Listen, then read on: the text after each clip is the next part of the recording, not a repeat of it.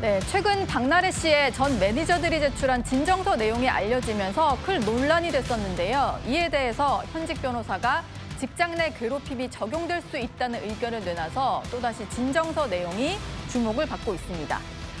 이 얘기를 한번 짚어봐야 될 것 같은데 채널A 단독 보도로 알려진 진정서 내용이었는데요. 이것도 허주연 변호사에게 좀 여쭤봐야 될 것 같아요. 한 변호사가 본인의 유튜브에서 진정서 내용이 사실이라면 직장 내 괴롭힘이 인정이 될 수 있다 이런 얘기를 했거든요. 차 안에서의 어떤 행위 때문에 벌어진 일인데 허주연 변호사 보시기는 어떻습니까? 직내괴, 이른바 직내괴라고 하는데 뭐 적용될 수 있을까요? 직장 내 괴롭힘을 판단하는 법적인 기준이 있습니다. 업무 수행 중에 지위의 우월성을 이용을 해서 신체적, 정신적인 고통을 주거나 근무 환경을 악화시켰다고 하면 이 부분은 직장 내 괴롭힘에 해당을 할 수가 있습니다. 이 차 안이 업무 수행 공간인가 이것도 우리 근로기준법과 고용노동청에서 굉장히 넓게 판단을 하고 있거든요.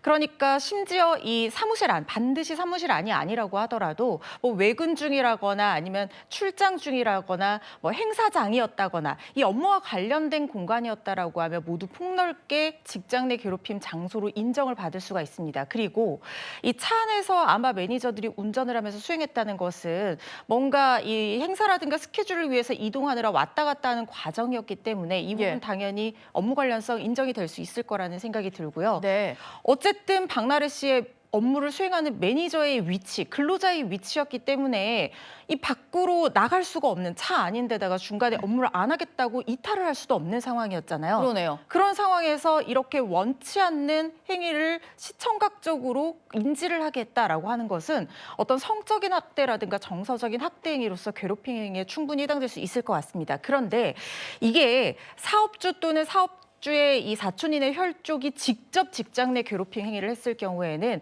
근로기준법상 1,000만 원 이하의 과태료로 구성이 되어 있거든요. 그렇기 때문에 근로기준법으로 형사처벌 대상은 아니지만 이 행위가 직장 내에서의 어떤 우위관계를 이용한 협박으로 인해서 원치 않는 일을 하게 했다라고 하면 형사상 강요죄로 처벌 행위에 해당할 수도 있다는 것도 우리가 충분히 검토해 볼 수 있을 것 같아서요. 네. 직장 내 괴롭힘뿐만 아니라 경우에 따라서는 강요죄로서 처벌 대상이 될 여지도 있어 보입니다. 예, 뭐 일단 노동청에 진정서가 들어간 상황이니까 한번 결론은 지켜보겠습니다. 한편 또 박나래 씨 논란이 지속이 되면서 박나래 씨 주변 인물이죠. 그들의 발언에도 관심이 쏠리고 있는데요. 이번에는 절친으로 유명한 김지민 씨 발언이 또 주목을 받고 있습니다. 남혜영 기자, 뭐 이런 얘기를 했더라고요. 돈 문제에 엮이면 관계가 다 망할 수 있다. 이건 뭐 박나래 씨에 대해서 좀 얘기를 했다고 볼 수 있을까요? 이거는 사실 지금 이 김재민 씨가 한 프로그램에서 한 발언인데요. 자연스럽게 김재민 씨가 박나래 씨랑 친하다 보니 어떻게 보면 이걸 박나래를 향한 말일 수도 있겠다 약간 유추되는 상황인데요.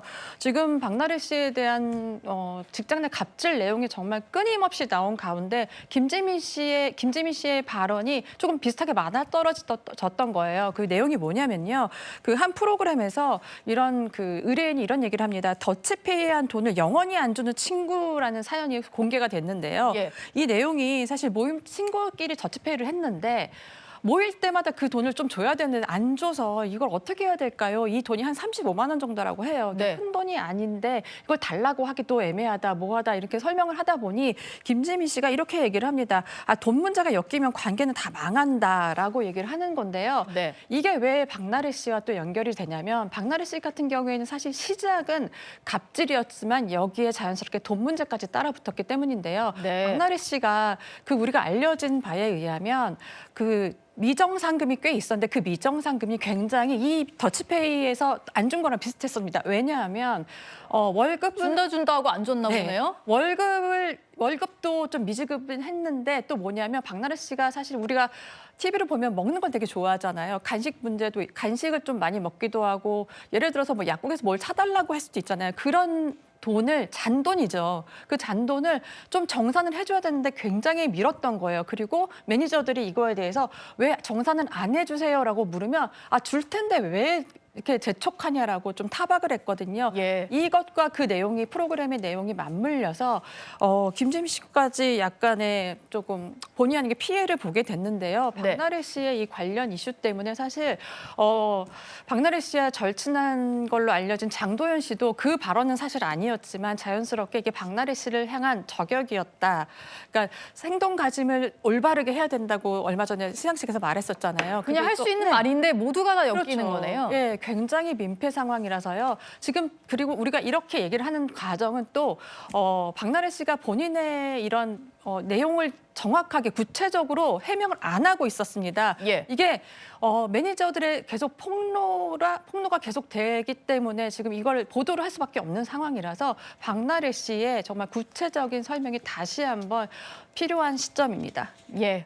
매니저들과 박나래 씨가 워낙 진실 공방 벌이고 있으니까 내용은 조금 더 지켜보도록 하겠습니다.